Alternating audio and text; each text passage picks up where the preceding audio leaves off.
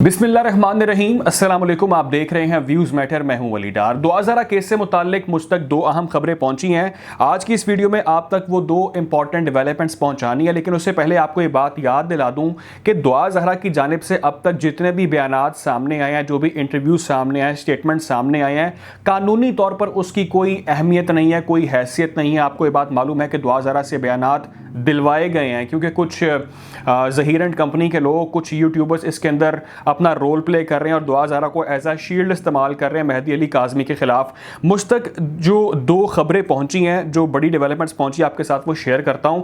सबसे पहले शायद आप तक वो खबर पहुंच गई हो या आप तक वो खबर शायद पहुंच जाए। खबर ये है कि एक नया प्रोपोगेंडा स्टार्ट किया गया है। उस प्रोपोगेंडे के अंदर मेहदी अली काज़मी तक और कुछ लोगों तक ये खबर पहुंचाई जाएगी, जिसके अंदर ये खबर शामिल होगी कि दुआ ज़हरा ने अब खाना पीना छोड़ दिया है। दुआ ज़हरा दारुल ईमान के अंदर ना खा रही है, ना पी रही है और ना किसी के साथ कोई बातचीत कर रही है। ये खबर इस मौके पर, इस अहम स्टेज पर फैलाने का मकसद क्या है? सोशल मीडिया के ऊपर इस वक्त खबर चल रही है और इस हवाले से जो मेरी अंडरस्टैंडिंग है वो ये है कि मामला अब ज़हीर और कंपनी के हाथ से निकल चुका है और ये एक नया प्लान है। एक आखिरी कोशिश की जा रही है ज़हीर कंपनी की जानिब से कि किसी ना किसी तरह लोगों तक ये बात पहुंचाई जाए, सिंपैथी हासिल की जाए या मेहदी अली काज़मी को ब्लैकमेल किया जाए कि दुआ ज़हरा की जान ख़तरे में पड़ सकती है।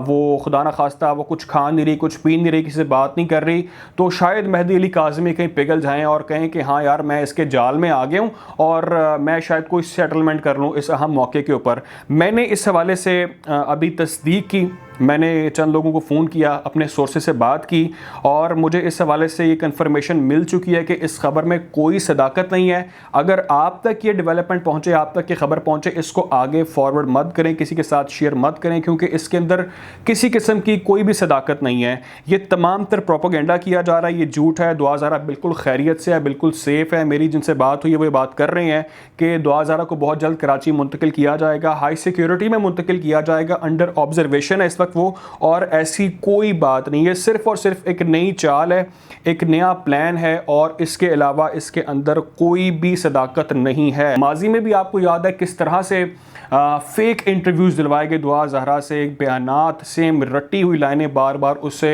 दिलवाई गई इंटरव्यूज़ के अंदर, और जो टीवी चैनल पर वो भी आई तब भी उसने बयानात दिए। कभी उसके चेहरे पर आपको चोट का निशान दिखाई देता होगा, कभी वो आपको नींद में दिखाई देती होगी, तो उसके बयान की कोई हैसियत नहीं है क्योंकि वो अंडर एज है, वो कमसिन है, वो 15 ईयर्स के अराउंड है और उसके आज जज साहब भी बात कर चुके हैं, लीगली तौर पर दुआ ज़हरा की किसी भी स्टेटमेंट की कोई अहमियत नहीं है।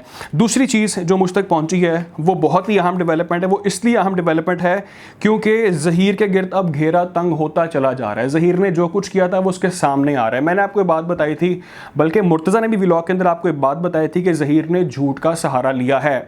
11 तारीख को ज़हीर की ज़मानत ख़त्म हुई लाहौर हाई कोर्ट से और उसने चोरी छुपे रुख किया था, आपको याद है, बहावलपुर का। वहाँ पर उसने कोशिश की लेकिन उसको रिजेक्शन का सामना का हुआ और उसको ज़मानत के हवाले से उसने अपनी जो दरख्वास्त थी उसको विड्रॉ कर लिया और उसने उसके बाद रुख किया मुल्तान का, जहाँ पर मुल्तान में जाकर उसने झूठा सर्टिफिकेट दिया और कहा कि पहली बार मैं ज़मानत ले रहा हूँ। और इस तरह का उसने वहाँ पर जो था बहाना मारा और लोगों ने बात की, तब भी लीगल टीम ने हमारी ये बात की, हमने डिस्कस किया दोस्तों से कि क्या मामला। उन्होंने कहा कि इसके ख़िलाफ़ बहुत सख्त एक्शन होगा ये झूठ बोलने का। ये एक अलग नया कट्टा खुल रहा है अब ज़हीर के ख़िलाफ़, क्योंकि आपको मैं ख़बर ये दे दूँ कि Lahore high court Multan bench के अंदर एक दरख्वास्त दायर कर दी गई है ज़हीर के ख़िलाफ़, जो उसने झूठा सर्टिफिकेट जमा करवाया था।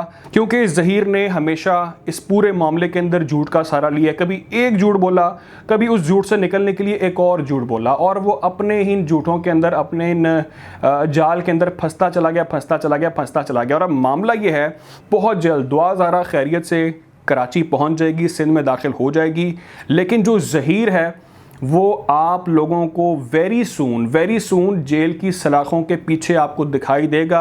3 से 4 दिन की उसकी ज़मानत बाकी है, उसके बाद उसके गिर्द घेरा मज़ीद तंग होता चला जाएगा। तफ्तीशी अफसर भी अब चेंज हो चुके हैं, नए अफसर आ चुके हैं, सईद रिंद आ चुके हैं। अब जो तफ्तीशी अफसर जिन पर इल्ज़ामात थे कि वो ज़हीर को सपोर्ट कर रहे हैं, उनका अब इस केस से कोई ताल्लुक नहीं होगा।